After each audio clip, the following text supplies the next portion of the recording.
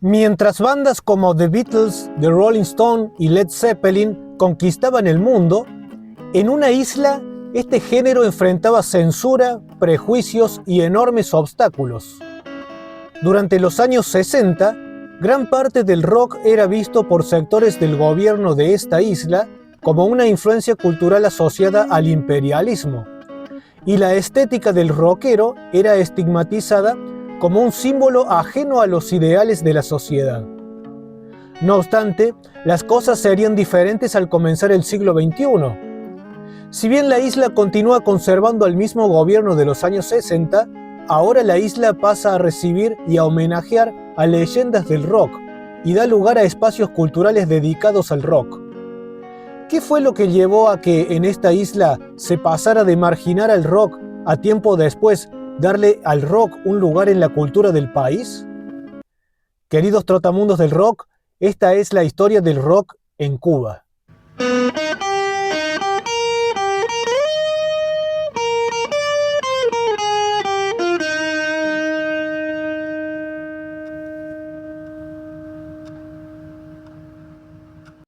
Mientras en Argentina, México o Brasil el rock fue consolidándose como un género masivo, en Cuba pasó décadas moviéndose entre la fascinación juvenil, la desconfianza oficial y la resistencia cultural.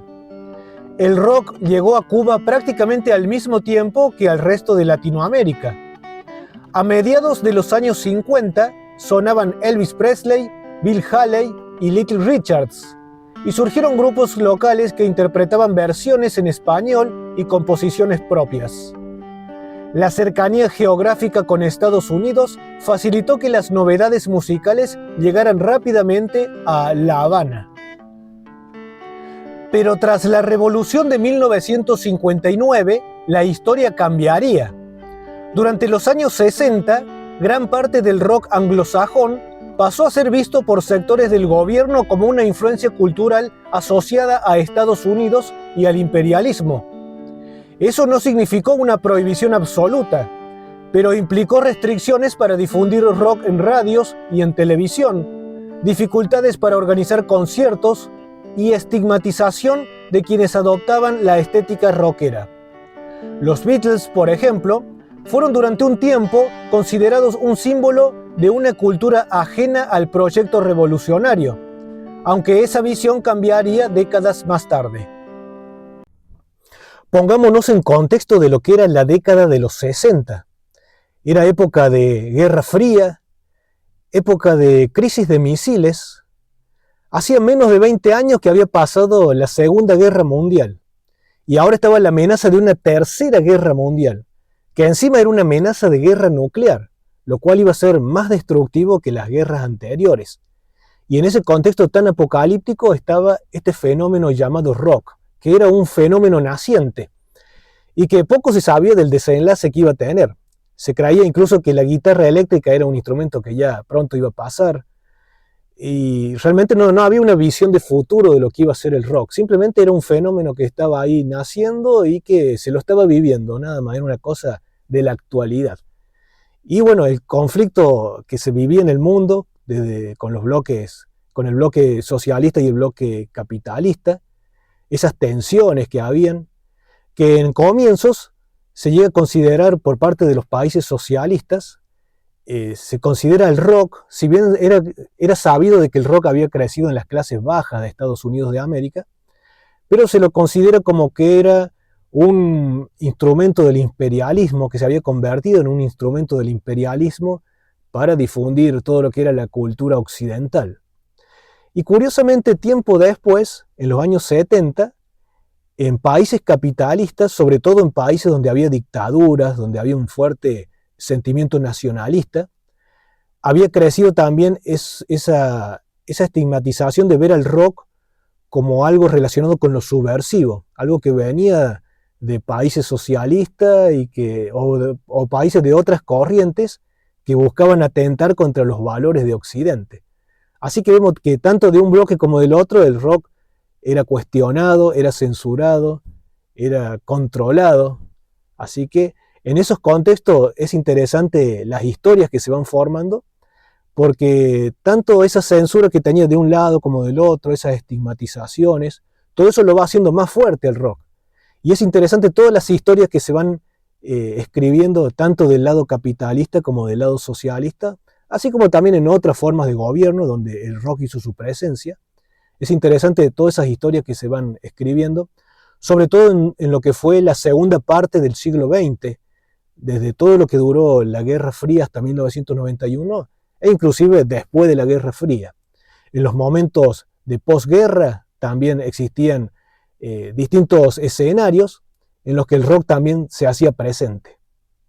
En los años 80 apareció una escena underground muy fuerte. Los seguidores del rock y del heavy metal comenzaron a ser conocidos como frikis, una adaptación cubana de freaks. Los frikis se reunían para intercambiar cassettes, escuchar bandas occidentales y organizar recitales casi clandestinos. Más que un movimiento musical, era una identidad cultural. Muchos recuerdan esa época como una forma de buscar espacios de expresión distintos a los oficiales.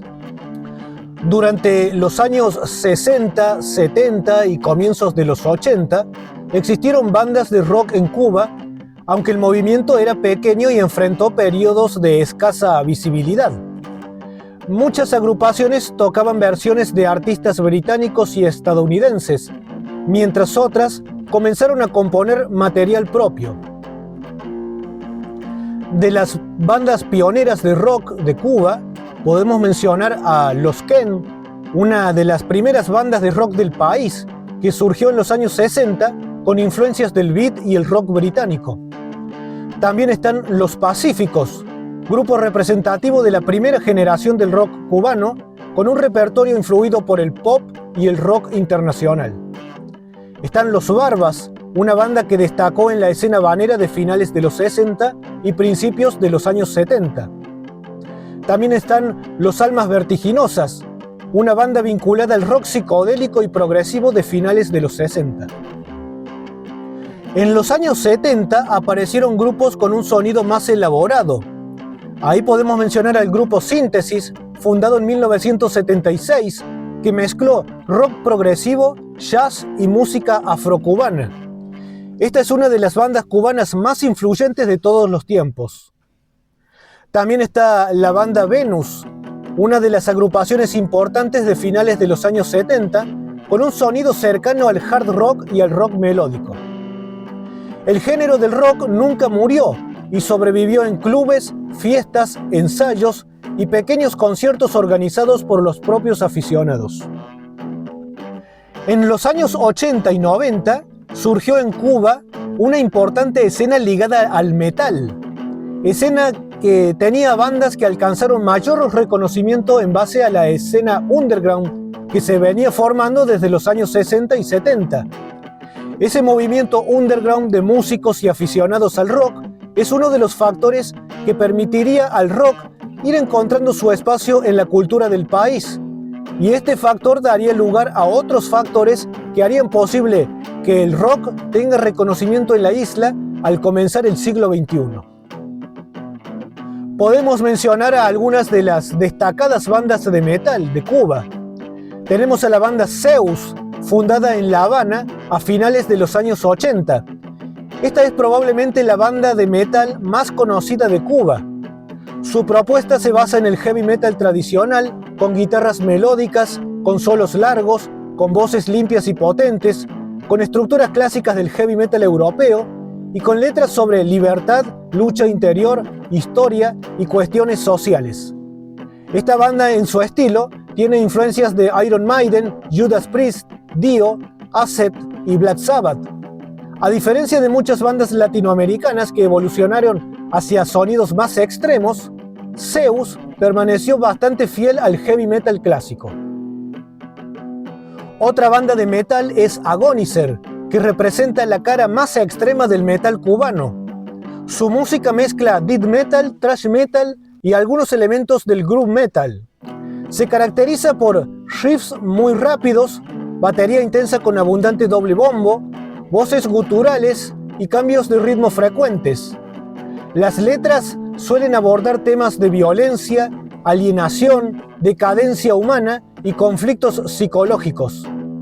Es una banda bastante respetada dentro del circuito underground latinoamericano, y las influencias en su estilo recuerdan a bandas como Dead, Morbid Angel, Sepultura y Kreator. Hay otra banda de metal que se llama Combat Noise. Es considerada por muchos como una de las agrupaciones más extremas que ha dado Cuba. Su estilo combina thrash metal, death metal y algo de hardcore. Se caracteriza por los riffs veloces, el sonido crudo y la agresividad. Las letras suelen tratar temas como la guerra, la corrupción, la opresión y los conflictos sociales. Se percibe una influencia importante de bandas como Slasher, Sepultura, Sodom y Kreator. También está la banda de metal Tendencia. Esta banda, aunque comenzó haciendo groove metal, fue incorporando elementos propios de la música cubana. Entre sus influencias aparecen Pantera, Machine Head, Sepultura y Soulfly. Además, utilizan percusión afrocubana, ritmos folclóricos y referencias culturales cubanas. El resultado recuerda, en cierto modo, a lo que hizo Sepultura al incorporar ritmos brasileños, pero trasladado a la identidad musical cubana. Sus canciones suelen hablar de identidad, historia, espiritualidad y resistencia cultural. Muchos consideran a Tendencia como la banda que mejoró el metal cubano con una personalidad propia, en lugar de limitarse a reproducir modelos estadounidenses o europeos. A diferencia de otros países latinoamericanos, donde el metal creció con sellos, revistas y circuitos de recitales consolidados, en Cuba las bandas tuvieron que desenvolverse con pocos estudios de grabación, escasez de instrumentos, dificultades para conseguir equipos y un acceso limitado a la música extranjera durante muchos años. Esa realidad hizo que el circuito fuera muy unido y que las bandas desarrollaran una fuerte identidad underground. Entonces acá pasamos a ver al rock como un fenómeno social, de una comunidad que lo va haciendo crecer. Precisamente va creciendo en base a esa comunidad que lo va haciendo crecer. Que esto en algunos países puede darse por una escena masiva del rock en la que tiene que ver la difusión, el marketing. Y después también hay otros países que tienen más que ver con una comunidad minoritaria y que va creciendo desde el underground. Así que tanto de una forma como de la otra hay una comunidad que lo va haciendo crecer y lo va introduciendo en la cultura de ese lugar, de ese país. Esto se ha dado en Estados Unidos de América, se ha dado en la Unión Soviética, se ha dado en Cuba. En Cuba precisamente tuvo mucho que ver esta cultura de los frikis, que eran estos aficionados y músicos, que a diferencia de otras escenas de otros países, no buscaban fama, no buscaban ser una celebridad, simplemente era juntarse en una comunidad para compartir la misma pasión. Así que vemos cómo va de alguna manera esta comunidad le va dando lugar en la sociedad al rock y lo va haciendo parte de la cultura. De alguna forma todo esto contribuyó a que más adelante el rock fuera aceptado, pueda tener su lugar en la sociedad. Y es notable que tiempo después surgiría la escena del metal. Algo muy curioso de mi parte, porque yo antes de investigar sobre esto de Cuba, yo me imaginaba que el rock en Cuba tenía que ver más bien, o sea, si bien yo lo asociaba con lo que era la salsa, las músicas tradicionales de Cuba, entonces yo suponía que el rock de Cuba tenía que ser algo más tranquilo, algo como del indie rock, del rock progresivo, del rock clásico, pero me doy con que la escena más importante de lo que refiere al rock tiene que ver con el metal, y no solamente con el metal que uno conoce como el metal clásico, sino con el metal extremo todavía. Así que esto resulta llamativo. A mí personalmente no me gusta esto del metal extremo, esto del thrash metal, el death metal, el groove metal, eso de cantando de esa forma tan áspera, así, no me llega a ese tipo de música. Pero es importante destacar porque esa fue la escena más sólida de lo que fue Cuba en lo que refiere al rock. ¿A qué se debe que Cuba haya desarrollado una fuerte escena de metal? A primera vista parece contradictorio que un país con un mercado musical pequeño y donde tradicionalmente se ha promovido más la música popular, como el son, la salsa, la trova y la timba, haya desarrollado una escena metalera tan sólida. La explicación tiene varias razones históricas y sociales. El metal llegó como una forma de identidad y resistencia cultural. Durante las décadas de 1980 y principios de los 90, el rock y el metal eran vistos con recelo por las autoridades cubanas, ya que se asociaba con la cultura occidental, especialmente con la estadounidense. Conseguir discos, camisetas o instrumentos era muy difícil. Precisamente esa dificultad hizo que el metal adquiriera un fuerte sentido de comunidad, y así quien escuchaba metal sentía que pertenecía a un grupo muy unido. El período especial fortaleció la escena. Tras la desaparición de la Unión Soviética, Cuba entró en una profunda crisis económica en los años 90. Muchos jóvenes encontraron en el metal una vía para expresar frustración, incertidumbre y resistencia. El thrash y el death metal, con sus sonidos agresivos, encajaban muy bien con ese contexto. También se destaca la influencia del metal europeo y latinoamericano. Aunque el acceso a la música era limitado, circulaban grabaciones en cassettes copiadas una y otra vez. Bandas como Metallica, Slayer, Sepultura, Kreator y Dead influyeron enormemente en los músicos cubanos. Se puede observar una comunidad muy organizada.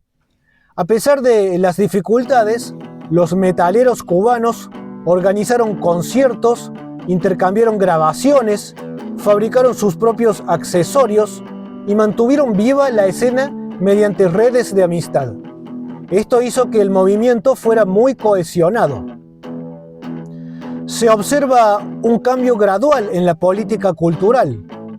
A partir de los años 90 y principios de los años 2000, las autoridades comenzaron a aceptar más el rock y el metal. Surgieron espacios oficiales para conciertos y festivales, e incluso instituciones culturales apoyaron a algunos eventos.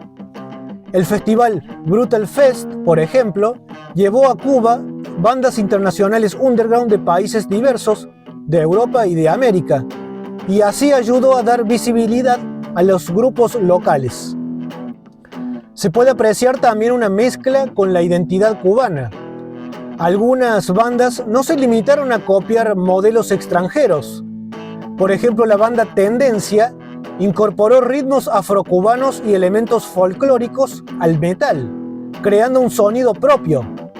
Otras bandas, como Zeus, desarrollaron una identidad muy ligada a la realidad social cubana. Con el tiempo también aparecieron grupos de rock alternativo, punk y fusión, con bandas como Cuba Libre, colectivos artísticos como Habana Abierta y artistas como Ernesto Blanco. Pero fue la escena metalera la que terminó siendo más sólida en el país. Durante los años 90 y especialmente durante los años 2000, la actitud oficial comenzó a aceptar al rock y al metal. Hubo muchos hechos simbólicos, como la apertura de espacios dedicados al rock, los festivales de metal y hasta la inauguración de una estatua de John Lennon en un parque de La Habana en el año 2000. Esta estatua fue inaugurada por Fidel Castro, algo que habría sido impensable 30 años antes.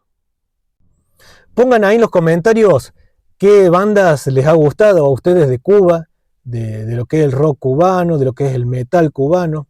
A mí en lo personal no me gusta lo que es el metal extremo, me gusta más lo que es el metal clásico, el metal sinfónico, el power metal, el new metal, pero no esto del thrash metal, del groove metal, de este estilo de el death metal.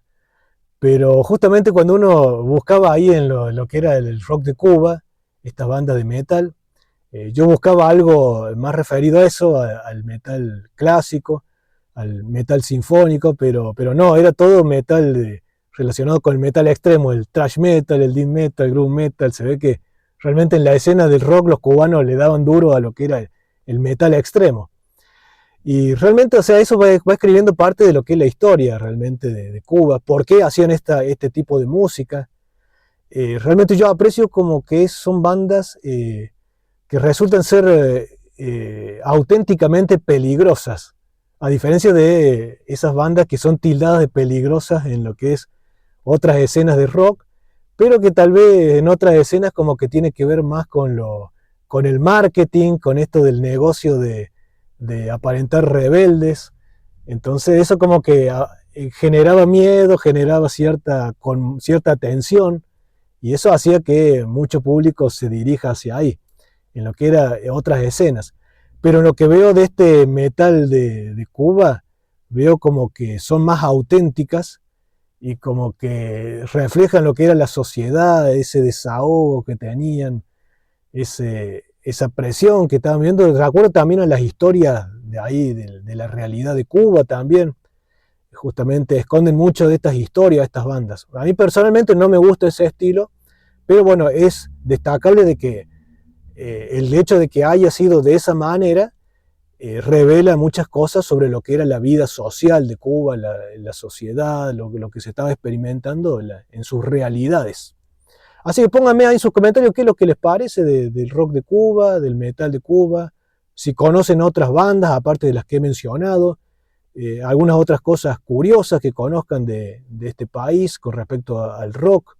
Pónganlo ahí en los comentarios y pongan también qué otros países les gustaría que analizáramos sobre el desarrollo del rock. En todos los países donde el rock hizo su presencia, dejó muchas historias interesantes para ser contadas. En el año 2007 se funda la Agencia Cubana de Rock, una institución estatal creada para apoyar y organizar la actividad profesional de las bandas de rock y metal en Cuba. Su creación fue un hecho muy significativo, ya que representó el reconocimiento oficial del rock y el metal como expresiones culturales legítimas. Las funciones de esta agencia eran representar profesionalmente a bandas de rock y metal, organizar conciertos y giras nacionales, coordinar festivales como Brutal Fest, Patria Grande y otros eventos, gestionar contratos y pagos para los músicos, promover intercambios con artistas extranjeros y administrar salas dedicadas al rock. Tras décadas de tensiones, el Estado cubano pasó de considerar al rock una influencia indeseable a incorporarlo como parte de la diversidad cultural del país. Otro momento emblemático ocurrió en el año 2016, cuando los Rolling Stones ofrecieron un concierto gratuito en La Habana ante cientos de miles de personas. Esto fue visto como un acontecimiento histórico y un símbolo del cambio en la relación entre Cuba y el rock internacional. Hoy, el rock existe en Cuba, aunque sigue siendo un género minoritario frente a otros estilos musicales. Internet y las redes sociales han facilitado que las bandas encuentren público dentro y fuera de la isla. Se han escrito 2 libros muy recomendados para profundizar en este tema del rock en Cuba. Uno de ellos es el libro Hierba Mala, una historia del rock en Cuba, publicado en el año 2013. Este libro condensa décadas de investigación de Humberto Manduley, quien lleva más de 40 años documentando la escena rockera cubana. El libro tiene un enfoque histórico y enciclopédico con fechas, nombres, datos y el contexto histórico. También está el libro Que sea lo que ellos quieran o La improbable historia del rock en La Habana, de Junior Hernández, publicado en el año 2025. El libro tiene un enfoque periodístico y testimonial, incluye entrevistas, biografías, crónicas y reconstrucciones narrativas, construyendo una memoria colectiva de la escena. Quizás el rock nunca fue la banda sonora oficial de Cuba, pero siempre encontró a alguien dispuesto a subir el volumen. En cada guitarra reparada, en cada cassette compartido, en cada ensayo y en cada escenario improvisado, una generación demostró que el rock también podía hablar con acento cubano, porque el rock en Cuba nunca fue solo una cuestión de música, fue una forma de resistir, de crear y de encontrar una voz propia. Y mientras haya alguien dispuesto a conectar una guitarra frente al mar Caribe, esa historia no habrá terminado. Queridos trotamundos del rock, esta ha sido la historia del rock en Cuba. En futuros episodios y videos de este canal, también vamos a analizar sobre otras partes de Latinoamérica en las que el rock hizo su presencia, donde habían distintas formas de gobierno, ya sea socialismo, ya sea capitalismo, de lo que sea, ya sea dictaduras inclusive, en medio de distintos contextos el rock ha estado presente y ha dejado grandes historias que merecen ser contadas y que realmente reflejan un poco lo que es este fenómeno del rock, visto además de un género musical, también visto como un fenómeno social, algo que va dejando su marca y va escribiendo de alguna manera la historia. Así que en futuros videos también vamos a ver sobre otros países. Estén atentos para los nuevos episodios de este canal donde seguiremos rock and mundeando por otros lugares del planeta.